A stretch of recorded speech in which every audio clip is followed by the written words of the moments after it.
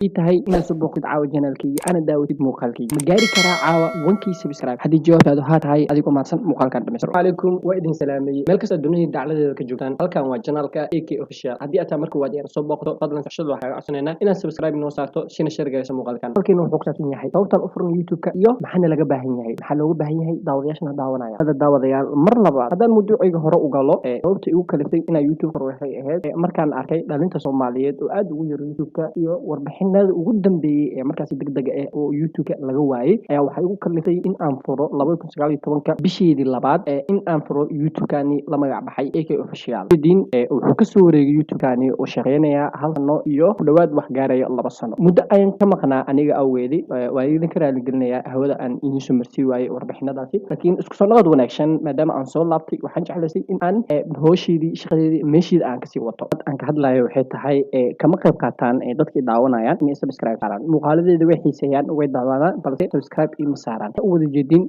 time watchkayga wuxuu maraa 157 subscriberkeena wuxuu maraa 780 ma igu caawin kartiin caawada kaliya ma gaarsiin karaa 1k subscribe si oo ii furmo shuruudihii aan ugu gudbo yaalo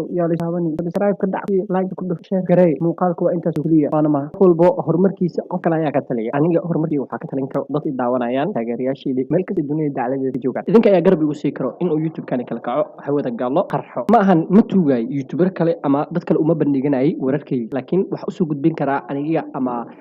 codkayga gaarsiin karaa kumanaan qofood ka mid tahay adiga i daawan caawa inaad janaalkayga kasoo muuqatid haddii aad markii waad soo booqato fadlan shaaxmid waxaan kaaga codsanaynaa inaad muuqaalkan ii share garayso intaan muuqaalkan iyo muuqaalka gudbin doono waxaa idinkaga tegi doonaa sidaas iyo nabadgelyo waxaan u baahan nahay caawa keliya inaan gaaro 1k subscribe